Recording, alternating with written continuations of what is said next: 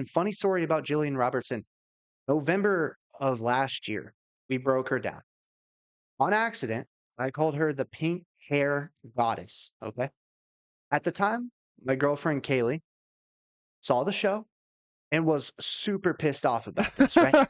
I haven't heard the end of this pink hair goddess bullshit since November of last year. Even to this day, it was said to me 2 nights ago. I said, "Oh, funny that you said that. She fights this weekend."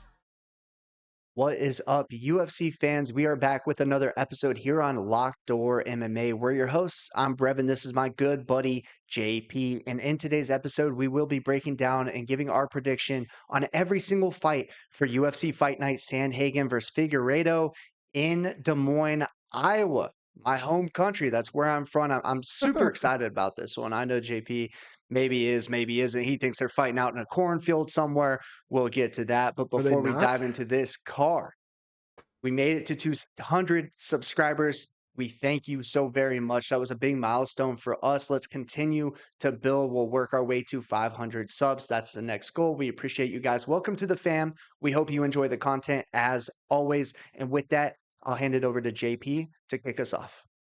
Yeah. That's huge, man. 200. So appreciate y'all. Pretty good card last weekend out in Kansas City. They had the Chiefs chant going and everything in the stadium, so that was pretty cool, or in the venue, whatever. Yeah, out in Des Moines. Okay, Brevin's stomping grounds. Maybe he'll know a couple people who's there. You never know. Okay. um, I don't want to call it a hot take. I think there's a chance for a lot of decisions this card, and it sucks. Last card was pretty good. It was stacked. A lot of finishes out the gate. Both women's fights were finishes. I mean, that doesn't happen very often. Normally you bet the over 2.5. Smacking, but not last card. But this card, I don't know. We'll have to see. First up, Juliana Miller versus Ivana Petrovic. Yeah. Honestly, this fight kind of stinks. We saw Petrovic in her last time out. Fight a good fight against Jamie Lynn Horth. Lost by split decision. Probably was a loss. I don't know. It could have gone either way. She'll work to pressure you, stack you up against the fence, look to shoot her takedowns. And then Juliana Miller, she's just kind of one of these girls that's just like balls to the wall, if you will, like guns blazing. She's just gonna go out there and throw.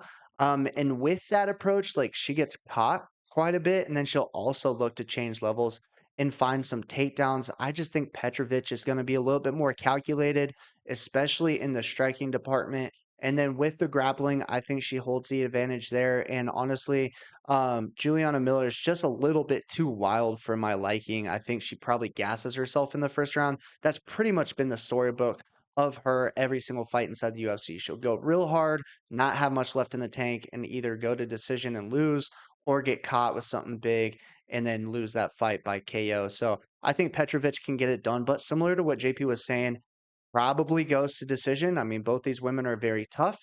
I just think Petrovic has more to offer. Yeah. I'm gonna go bingo bango. There's no way you're picking Miller. She puts her hair in cornrows when she fights, like a lot of other girls do. She looks bug-eyed as fuck when she's fighting. And yeah, she comes forward pressure style, you could call it. She dips down and in no matter what she throws, whether it's a jab, a 1-2, she dips down and in. Terrible, doesn't move her head.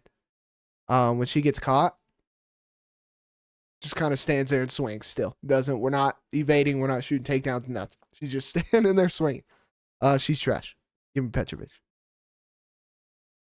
Yep. I like that. Dontel Mace versus Thomas Petersen in our next bout. Big boys in the cage swinging it out. Big How do you think this boys. goes down? Um, God. Every time we have one of these heavyweight fights, why the fuck did we let go of Rosenstrike? And we got these two. Oh, I know we had a lot of hope for Peter Griffin. boy's ass. Okay, boy's ass. First of all, second of all, I didn't bring it up at the beginning. Have you heard about this this trend? This is completely off topic question. Have you heard about the trend lately where everybody's asking if 100 grown men could beat one silverback gorilla in a fight? Have you heard this? I saw a little clip on TikTok not too long ago. um, I think that is the funniest shit ever. On top of the kangaroo question that we had, I think we would feast with that fucking question. Um, yeah, these two big boys. I mean, I say it time and time again. Two grizzlies fighting over a salmon. There's a lot of blubber bouncing around. They're bouncing off each other. A lot of spit and slobber, sweat. If they get tired, boy, is it the worst thing to watch. I think both suck. Dontel Mays' ass. He's so slow. So slow. He's just big as shit. Thomas Petersen is a punching bag who can wrestle. I mean, he sucks too. Got slumped by Gaziev last time out. I don't know. We have to pick every fight. Give me Thomas Petersen because he can wrestle. Dontel Mays is on his back. He's fucked. But they're both trash. But give me Petersen. Now, bingo, bango, choo choo. Let's rock with the Thomas the Train Petersen. I think he's going to get it done in this one. Like JP said, the wrestling upside's there. Dontel Mace has shown that he can't defend the takedowns very well. Once you have him on the ground, he has a hard time getting back up. Sure, the striking from Mays probably will be his advantage given the fact that he's 6'6", and Thomas is only standing at 6'1". So it's definitely going to be a big disadvantage for Thomas in the striking department. Plus, Dontel Mace throws a lot of teeps, a lot of up kicks, which we really don't see out of a lot of heavyweights. And Thomas got knocked out in his last time out. And I know that's a lot of negative things towards Thomas, but I think the wrestling from Thomas outweighs the bad.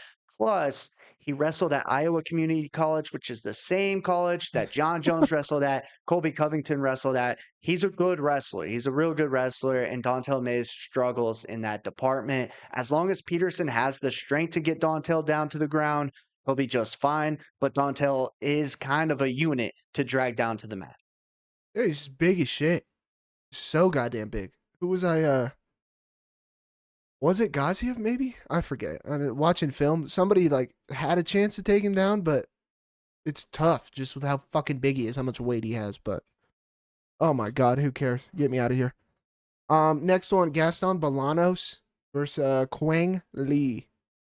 Yeah, not a great fight in my eyes. Bolanos in his last time out, honestly, just starched the up and coming prospect. Not starched him, but put an end to his run as an up and coming prospect in Cortavius Romeo's.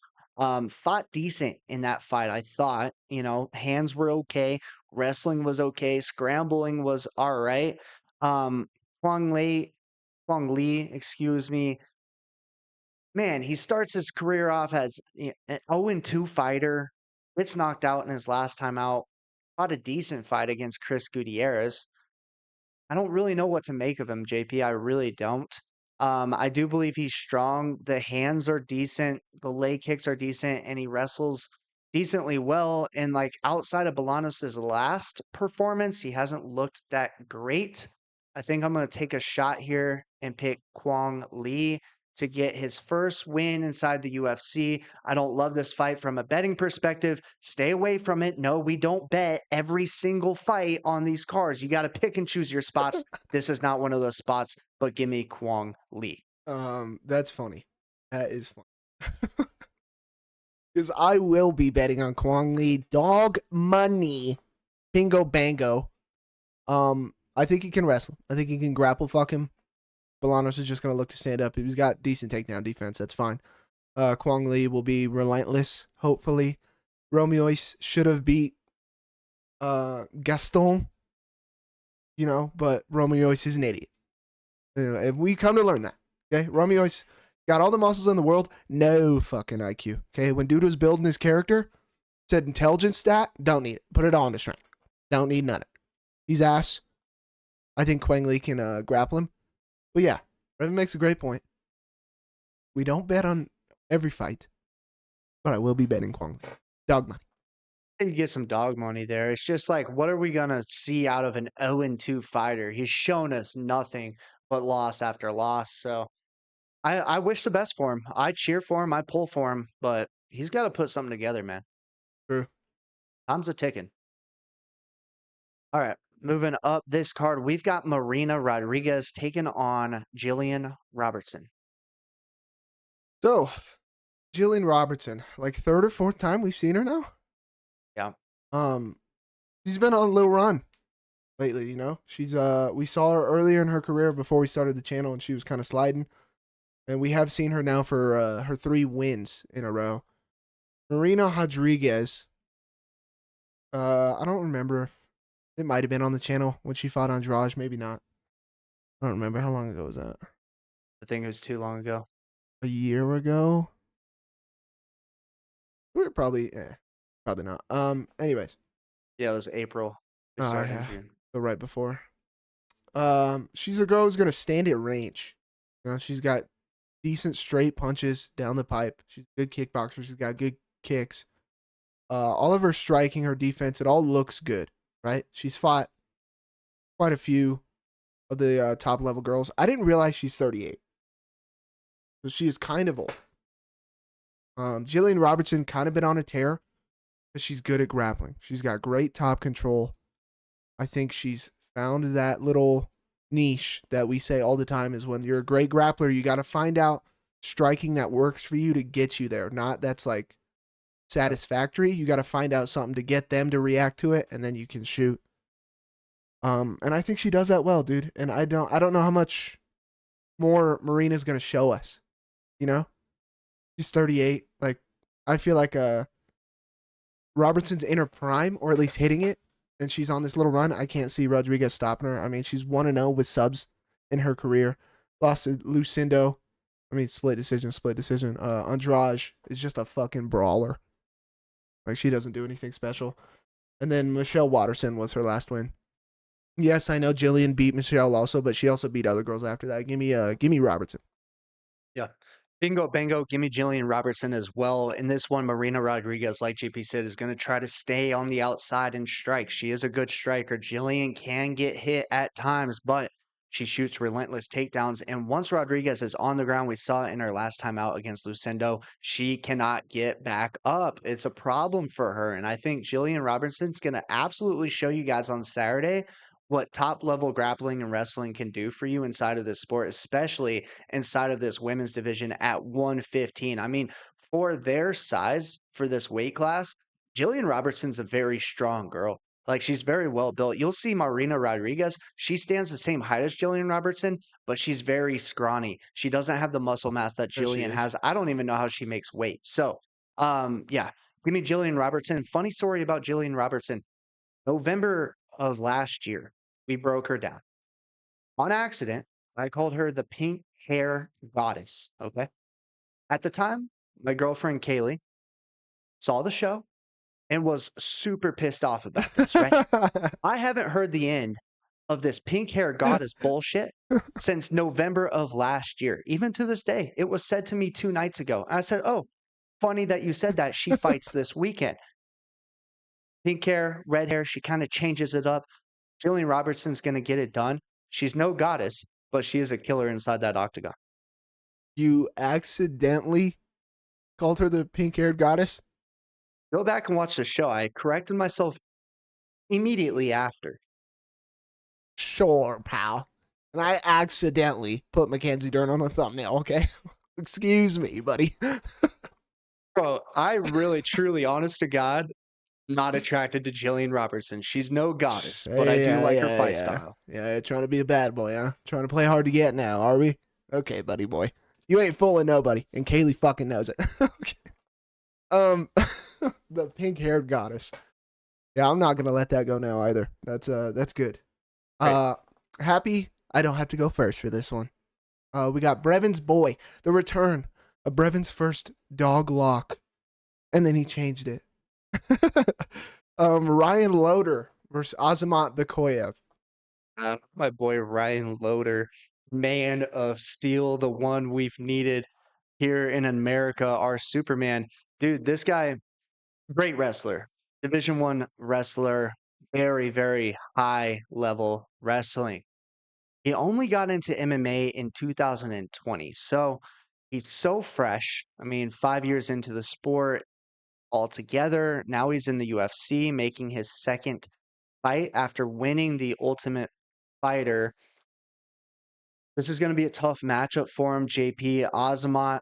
He's also a good wrestler in his own right. I don't know if it's at the level of Ryan Loder. I guess we will find out on Saturday. And that's the question that I will be very interested to find out the answer to is like, where does Azamat's wrestling match up compared to Ryan Loder's? Because Loder's is really good. The thing about Azamat is he's got a lot of power in his hands to go with the wrestling. So I think for the most part, this fight stays standing and Ozmut's going to get the better of these exchanges. For Ryan Loder to find success, he's going to have to drag Ozmut to the ground and absolutely dominate him, put him in the crucifix like he did against Valentin in his last time out. I just don't think he's doing that to a guy on the caliber of Ozmut Bekoev. So give me Ozmut to get it done this weekend. Interesting. Didn't take your boy, huh? Second time. He's still my boy. Well, I still picked him. I just didn't lock him. Okay, there's a difference. Yeah, Brevin didn't go with his boy, went with his cousin. Okay. Everybody knows Brevin's last name, Brevin Bekoev. All right, he's an OVEV. I mean, look at the beard. You know, these things are easy to spot. Take that as a compliment. Yeah. Um, yeah, bingo bango. I'm gonna go Bekoev as well. I do like Loder. I did pick Valentin in that fight, and granted he had his back, but Loder showed. I mean, the way Valentin had his back, how close that was. A lot of people tend to freak out, and if you do the wrong thing for a split second, fight's over. And Loder, he fought out of it well. Reverse position, then he was on top, and then, like you said, he put him in the crucifix. He has good grappling, phenomenal wrestling. I don't like his hands. I don't think his hands are there, and I can't see him laying and prey like on Bekoev. I think Bekoev will be good enough to stuff the takedowns or at least get up.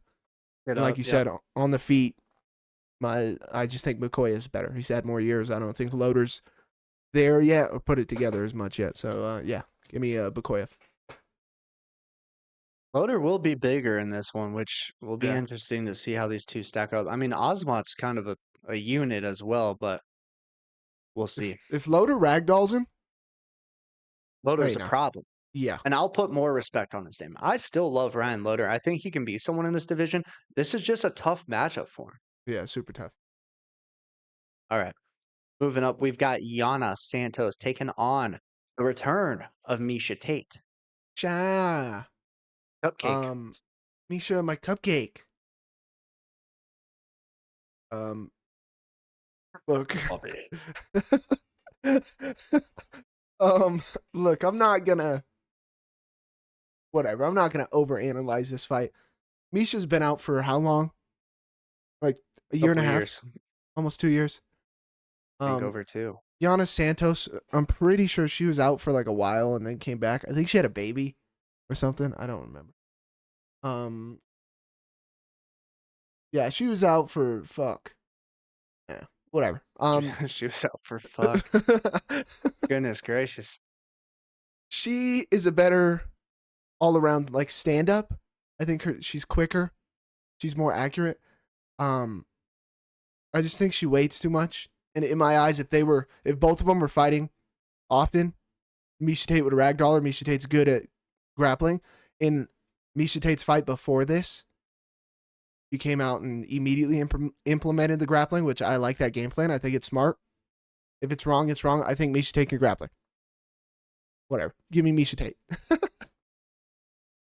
Yeah, fair enough. I mean, yeah, you see that on film, but like I said, that was 2 years ago.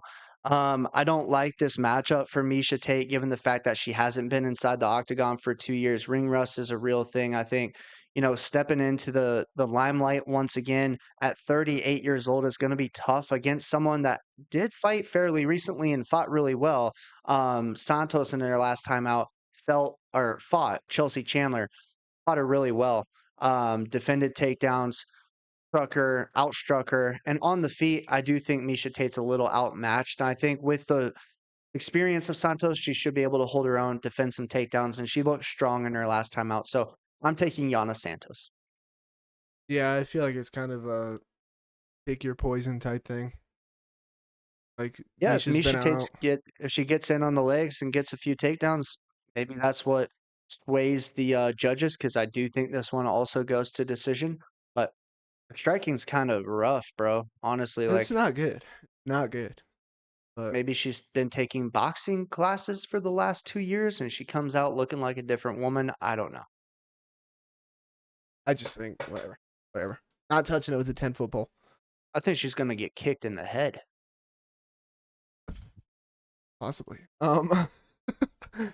Next one.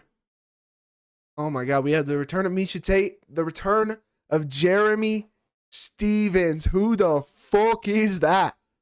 Yeah. Versus Mason Jones.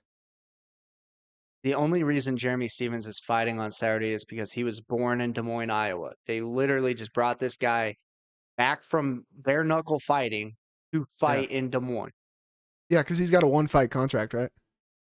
I think so. There's no shot he fights after this. I mean, he wasn't fighting the UFC before. They're just like, oh, we've got no hometown fighters besides Jeremy Stevens, who's fighting bare knuckle right now.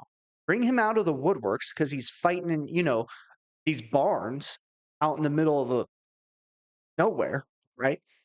Let's bring him back, match him up against this young Mason Jones who's been in the UFC, left the UFC, and now is coming back to the UFC. And then Mason Jones is going to be this huge favorite.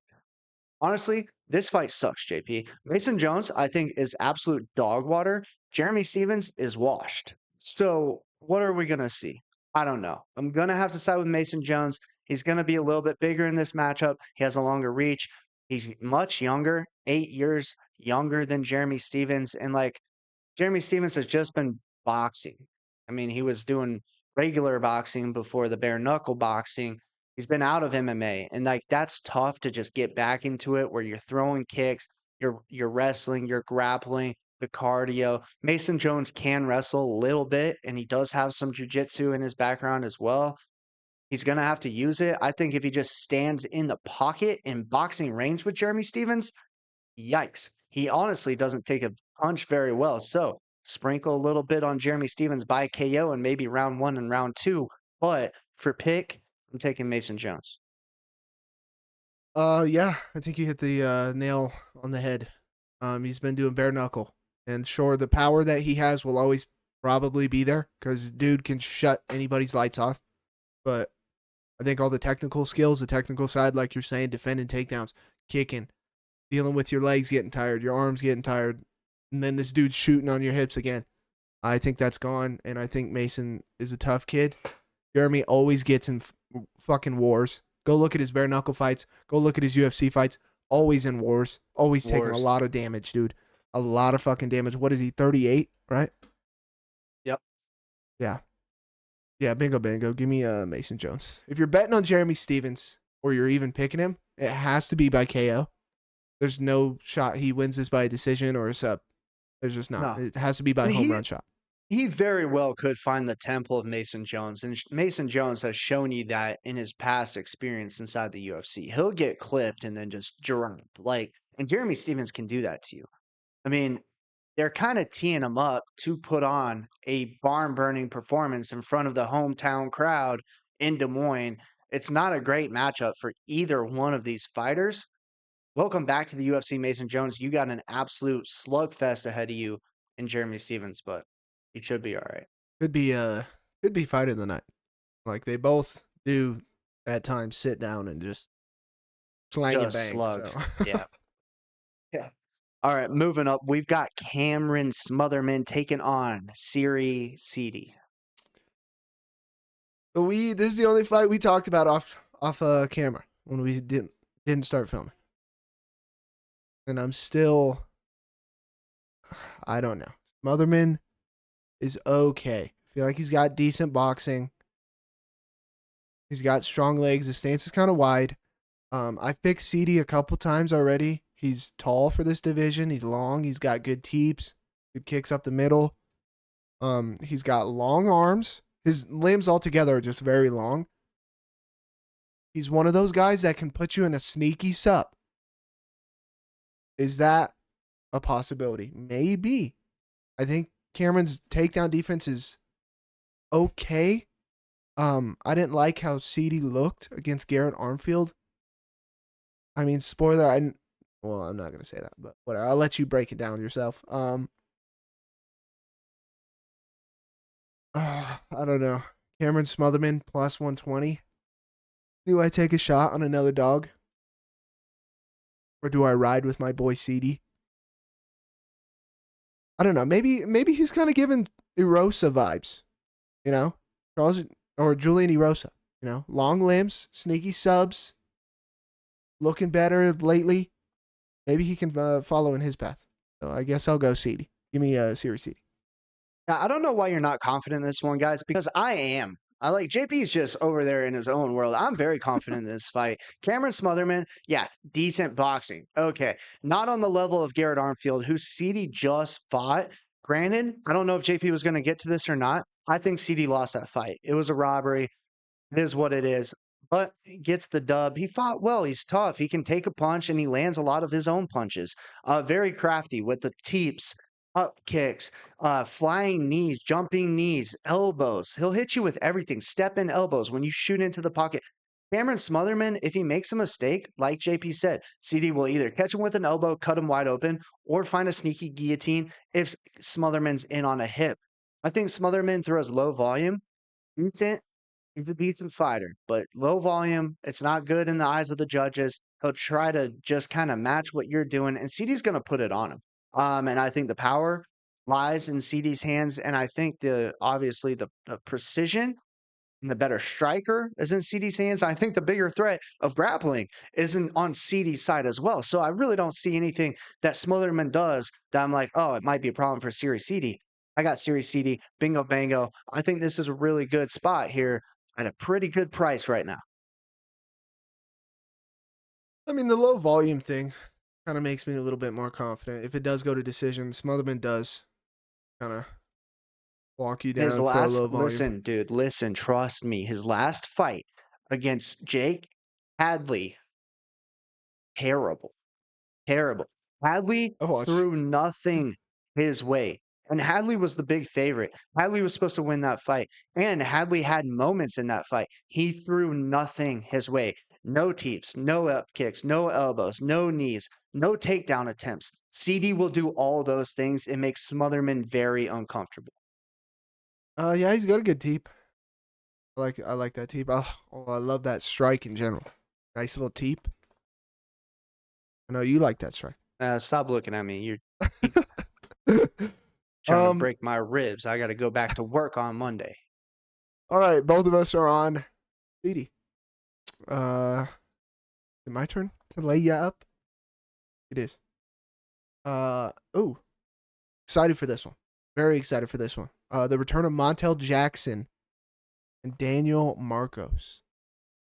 Yeah, looking forward to this one. Montel Jackson is on a little bit of a tear. He's got 2 KOs in his last 2 fights, both of them coming in the first round, looking very, very sharp, very quick. If you guys don't know this about Montel by now, he throws very nice straight punches down the pipe. They're fast. They have power. His striking's phenomenal. He's a big guy for this division as well, which always kind of gives him big advantage. I mean, even in this one, when you watch Daniel Marcos, and especially against some of the guys that Daniel Marcos has gone up against, it's like, oh, Daniel Marcos is a big dude. He's pretty strong. Okay. Montel's at 5'10. Daniel Marcos is 5'7. Montel has a reach of 75.5 inches. Marcos is at 69 inches. That's a big reach advantage for how straight, how fast his punches are. The jab's going to be there. The overhand right is going to be there. The overhand left is going to be there. I think he's going to absolutely piece up Daniel Marcos. Marcos is decent. I mean, the dude's 17-0. He's pretty well rounded, but I don't think he's fought anyone of the caliber of Montel Jackson. And he's kind of one of these guys that in a lot of the exchanges when he's getting touched, he'll just shell up completely, and that's a recipe for disaster with these small little UFC gloves that can split the guard and absolutely punish your face and your nose. I think Montel Jackson looks really good in this fight and takes another step forward inside of this division. Give me Montel Jackson. Yeah. Bingo bango. I agree. Montel is quite literally the definition of a perfect timing and placement of his punches. Like Brevin said, they're very straight. They're right down the pipe. They're right on the button, and they're fast as shit. So whether it's a flash knockdown, and he's got a little bit of power too. He turns his hips into him well. Yep. Ask Damon Blackshear. Right on the chin, quick as shit. Boom. It's like a flash knockdown. You wake up all of a sudden, now you're on your ass. Don't know what hit you, what happened. People want to shit on Yusuf Zalal. People want to shit on Ian Gary. People want to shit on these guys who get on their bike and we're running. We're backpedaling. We're leg kicking. We're running. We're jab. We're running. For one, I get it. It's boring to watch. I mean, these guys go out there to win. Okay? They don't go out there to put on a fucking show. And if they do, they're trash. They get knocked out 90% of the time. They're basically a modern day gladiator. You go out there to win. Yeah, it sucks to watch. But if the other guy doesn't have the footwork to keep up with them, then they can do it. Montel has the footwork, and Marcos, out of anybody, is on his bike the most I've ever seen. In every fight, he's going backwards. He's circling. He's doing the in and out, circling back. Throws something little. Boom, boom. Once Castaneda cornered him, he didn't like it. A lot of people thought he lost to Davey Grant. He could be a robbery, 17-0. That's fine. We've seen a lot of O's go already this year. So bingo bango, give me Montel Jackson. Yeah. Montel's been looking good, man. He really has. Plus, So he's fast. got a little chip on his shoulder. He claims that a lot of these guys in this division are ducking him. And he's saying, yeah, fight me, sign the contract. Whenever they offer me a fight, I sign it as soon as I possibly can because all these dudes are running anytime, anywhere, any man. I want to fight. That's his style, and I think he goes and takes the O away from Daniel Marcos. So fast. So unbelievably fast, bro. That right hand. Jesus Christ. Moving up the card, Santiago Ponzinibbio taking on Daniel Rodriguez. This one's trash. This one might be the worst one. I know we've shit on a lot of fights already this card. This one's terrible. I could give a shit. Ponzinibbio looked like trash in his last fight. So did Daniel Rodriguez. I don't know. I could give a shit. Give me Daniel Rodriguez. Really? Yeah. All right. I don't want to say I flipped a coin, but Yeah, we all know you did. That's how I lost my perfect card. For all the new people here, we've had a couple close calls, 1-2 losses, and one of my, I think Daniel Rodriguez was fighting on that card actually, and I missed perfect card off a coin toss in a women's fight. Love that. Yeah, yeah. You and I were both one off, I believe, and Daniel Rodriguez was the reason why I didn't Yeah. hit my Yeah. perfect card against Alex Morono. Um, JP, no bango. I can't agree with you. Daniel Rodriguez has looked absolutely terrible. His last couple fights. I think he's slow. I think he's old. I think he needs to hang him up. Ponzinibbio, he's still got the power in his hands, which I like. Sure, it didn't look great against Carlston Harris, but at the same time, Carlston Harris is a weird dude to fight against. I mean, he throws weird punches from weird angles, hits you Disgusting. with the wrong knuckles. Like this dude's weird. And he still found a TKO victory in round 3.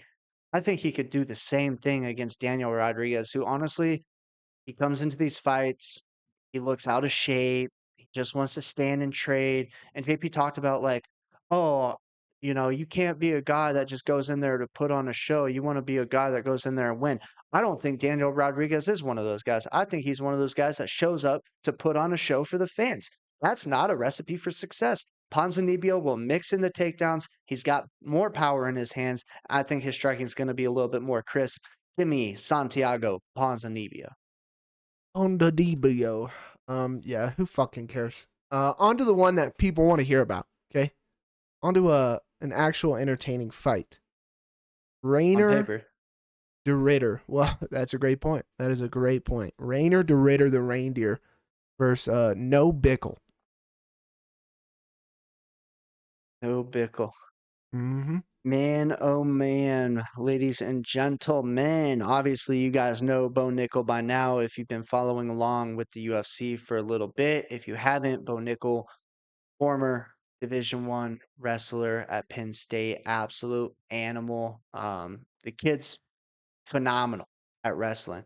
Rainier de Ritter, phenomenal at grappling. Like, great jujitsu. Just submitted Kevin Holland. He'll implement his own wrestling game plan. And the thing that works for him is he's a big dude. I mean, he's 6'4" in this 185-pound division. Bo Nickel's standing at 6'1". He's got long arms. He's big. I mean, the time they step in that octagon, he's put on some LBs. You can tell that for sure. And he kind of just walks people down, gets them on the ground, and then that's his world. You're now in his world. I'm excited for this fight because I think we're gonna finally see the level of wrestling that Bo Nickel is at. We were hoping to see that in the Paul Craig fight. Not the best opponent to get that out of him. Obviously, Paul Craig knows that he's gonna wrestle, wants to get wrestled so he can pull guard and find a submission. That just led to them standing and Bo Nickel throwing 100 overhands. None of them found the home. The only button he Um, knew on the controller. yeah, just spamming the overhand. In this one, I think it's similar, but I definitely think Bo Nickel can find the home for the overhand. Rainier de Ritter does not move his head. He barely even keeps his hands up. His striking's atrocious, and he's just going to walk you down, to try to take you down to look for his grappling opportunities. I'm going to take Bo Nickel. I don't know how this fight really plays out. I just think we're going to see a different level of Bo Nickel that we haven't yet seen before. The wrestling will definitely come into play because that's what Rainier de Ritter is going to want to do. So we'll see a wrestling Bo Nickel, which I think is the best version of Bo Nickel. um, Rainier said in an interview, he was saying that nobody wants to see them strike on Saturday. So they told Bo that, and he That's was fair because like, they both suck, dude. "Yeah, They suck. yes, they're not good. Like they're both bad at striking." And Bo was like, "Oh, I'm down."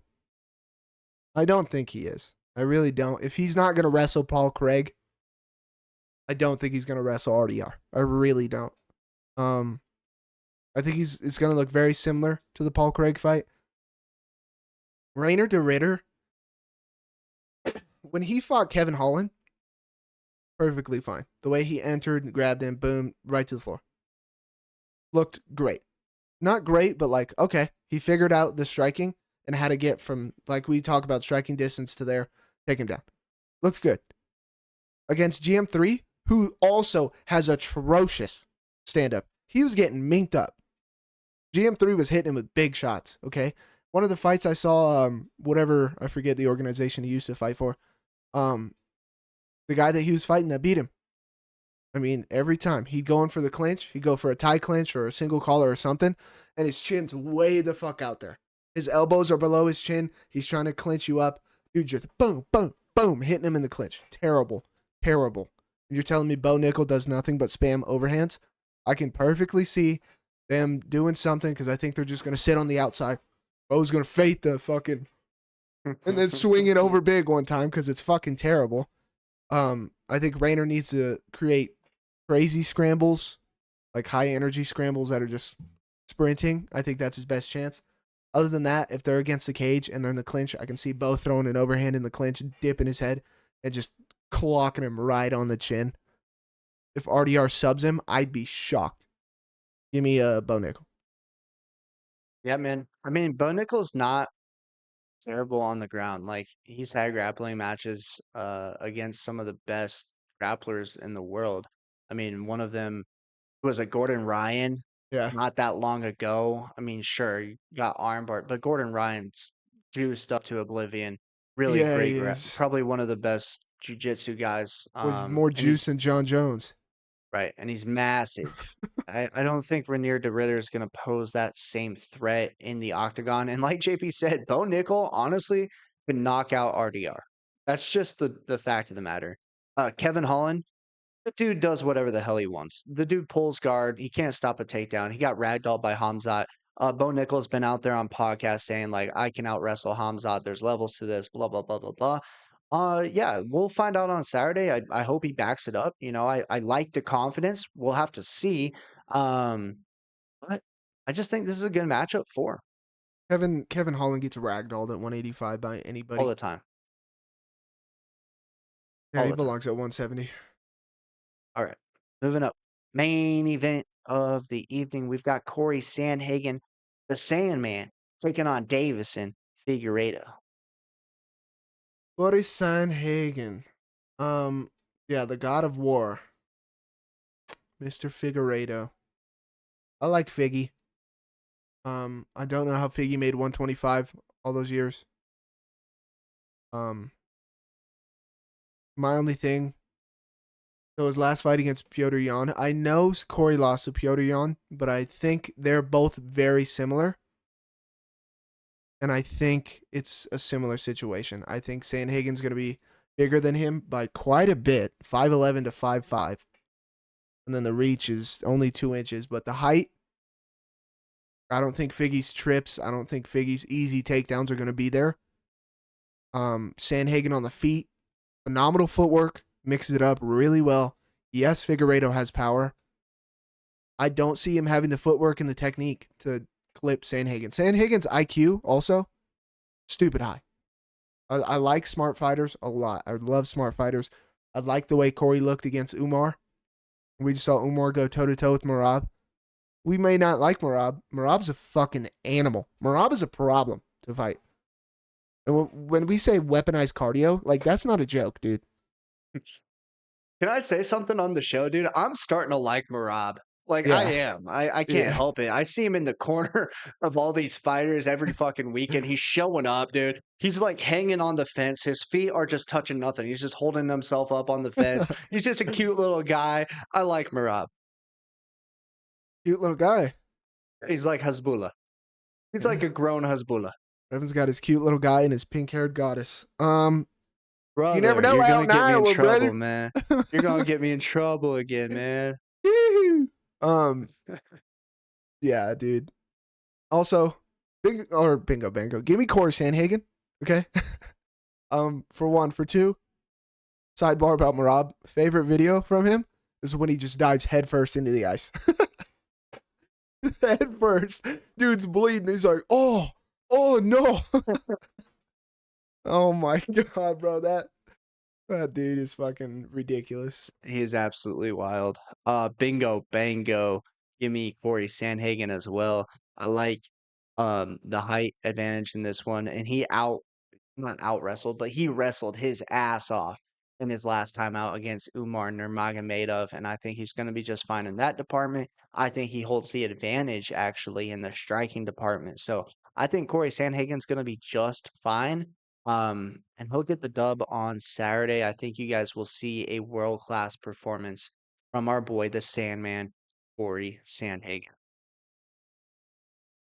That does it for the car, but that doesn't do it for the show. Don't go anywhere. We have your free show parlays coming your way right now at no extra charge. We don't have a Patreon where you got to pay to get picks. We just give you picks because we're winning every single weekend, starting with Lockeddoormma's lock of the night. JP, who you locking up? Who am I locking? Look, I'm not gonna lie. This card was pretty hard to even pick somebody to lock. I like some people. I don't like lines. And then I just don't want to bet on some of the people I'm picking. Like, not at all. Too many what ifs. Yeah. Yeah. It's like this card. Oh, a lot of 50-50 fights in my eyes. If not, very close. But I'm going to pick a guy. I know the fight's going to be standing. I think he's faster. I think he's on a tear. I mean, the timing, the placement, the accuracy, all of the above. Give me Montel Quick Jackson. I think he outpoints him. I think he could even clip Marcos. Give me Montel Jackson. JP, I'm thinking let's pair Montel Jackson with another really good striker. Give me Corey Sandhagen in the main event. Let's lock him up. Corey Sandhagen, Montel Jackson. I think that is a great pairing for our lock. Love it. Footwork galore. we don't even have to give the winning method like last week. Last week, we gave you Zhang by KO. Look On the how that turned forehead. out. Bang. And Alscarov came through with the KO as well. All right, let's move on to Brevin's basic parlay. Starting with, let me pull it up here. It's being funky. I know who I'm going to pick either way. I don't need it on my screen. Montel Jackson will be my first one. I like JP's lock there. I believe in him. I like the way he talks, the way he's presented himself as of late. Very strong feeling about that fight. Next, give me Bo Nickal. I just think there's levels to this thing. No Bickle. I think no Bickle, overrated, whatever you want to say, is going to get it done. Let's put him in there. And then, of course, my lock, because I'm not going to leave him out. Corey, the Sandman, Sandhagen, all three of those, at plus money right now. So take a look at that line when you can. Seeing plus money. I like that. Yeah, threw us for a loop there. No pink hair got us in the basic. It's wild, man. I wouldn't have thought. I thought you were gonna put her in there, but hey. I thought maybe you'd include her in the juicer. Sometimes. You got her and Misha Tate up in that hoe. Do I want to include? I ain't touching Misha. Hey now. Hey, this is a family show. All right. Look, Juicer's been. Oh my God. Juicer's been the biggest tease that you could have. I mean, we're 2 off. We're 1 off. We're 2 off. We lose the first one. Hit the rest. You name it, it's happened with the Juicer, okay? This week, like I said earlier, I'm picking certain people. Hate their lines. Don't want to bet on them. Too many 50-50s. So the Juicer's not quite as juiced, but we're fine, okay? Maybe a little smoothie. Baby smoothie for the road. All right, nothing big. All right, first 5-legger juicer that we've had, I think. Don't quote me on that. But anyways, start at the main event. We'll go top, down. I like Corey Sandhagen. Okay, it's Brevin's lock for a reason. Got good footwork. I think it's going to be hard to take down. We've seen it time and time again. These tall guys, their arms get to the ground, and it's hard to take them down. Very tough. And his IQ. Next one, Bo Nickal. Back shots. Can he grapple fuck RDR? We'll have to see it. Might knock him out. Maybe sprinkle on the Bo by KO. Next one after that, gotta put in Montel Jackson. Okay, minus 205 as a lock. I don't think I'm gonna prop chase a KO. Okay, could be a close fight, could go to decision. Daniel Marcos does love his bike. That's for goddamn sure. Next one, I was back and forth on it. Brevin was crazy confident. I'm a little bit more confident now, knowing how low volume Smotherman throws. Throw Series CD in there. Okay, he's at a great line, minus 142 right now. Not too bad. The only other one that I wanted to throw money on, and I'm willing to throw in the juicer, is my only other dog of the card. Give me Quang Lee. Okay, Quang Lee, dog money. Gaston, he can go back to the Beauty and the Beast. Nobody gives a shit. Wear your little jumpsuit, who cares? I think he's getting rest fucked. Throw Quang Lee in there. Right now, we're sitting at a smooth, even, plus 800. Right on the dot. Okay? And we're hitting this week, okay? It's not 1 off. It's not 2 off. Jesus Christ. Right on the money. Could we be in store for a perfect card? I'm feeling confident about this week. I really am. But at the same time, similar to what we've been telling you guys, honestly wouldn't be a bad idea to sprinkle a little bit on each of these big time underdogs, because there is a path to victory for each one of them. It's not like they're stepping up on 2 days' notice and they're absolutely terrible in the wrestling department going up against a great wrestler. All of them have a path to victory. Might be something to take a look at. Hey, dogs have been barking this year. Dogs have been doing pretty well. Dogs and then people getting their O's taken. Seems to be Except for last week. There's yeah. only one underdog that won. I would say for the most part, though, like for this year, for the most part, I feel like a lot of dogs have been coming through. I mean, we had the Coway Fernandez plus 300 dog earlier. We've had a couple more. I mean, that's the only one that comes to mind right now, but apparently Brevin doesn't take any dogs. You ask people in the comments. Oh my gosh. Can you guys stop hating on me, please? I'm a good guy. I do take dogs. I picked a couple underdogs. Did I? I don't even know if I picked an underdog on this card. Did I? Hopefully I did. I don't think I did, and I don't give a shit. So, fuck you. Just the pink-haired goddess. Is she an underdog? No. I was gonna say I'm hammered.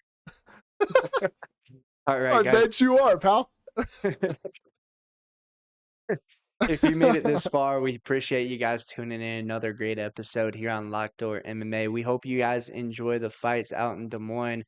All my friends back home, try to get tickets for me. Show up to the arena, cheer on anyone with pink hair. That's the move, just scream nice and loud.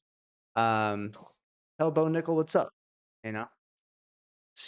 We'll see some good wrestling on Saturday. That's for sure. We got a lot of good wrestlers, but with that, JP, I'll let you take us home. Yeah, out in Des Moines, Revan wants to wrestle a girl with pink hair. We don't know what's going on. It's going to be an exciting Saturday. That's for God damn sure, as always. Ladies and gentlemen, it was a pleasure. Bingo, bango, baby. Hey.